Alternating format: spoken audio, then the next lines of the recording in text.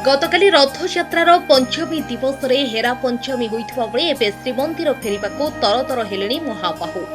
बाहुड़ यात्रा पई सजबाज हेलेनी बड़ ठाकुर। एथिपई आज तीन रथर दक्षिण मुड़ कराजिबो। सूचना अनुसार आज शरधापाली रे तीन रथर दक्षिण मुड़ कराजिबो।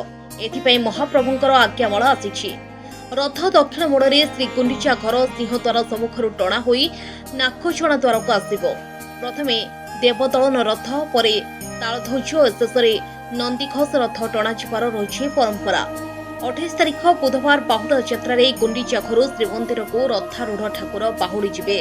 तेबे आज रथर दक्षिण मुड़ पूर्व तीन रथर जांच कर नंदीघोष रथरे 4टी क्लैंप लगा विश्वकर्मा और होई सेवक माने रथ जांच कमिटी सदस्य मानक द्वारा रथ जांच कार्य संपन्न होइछि।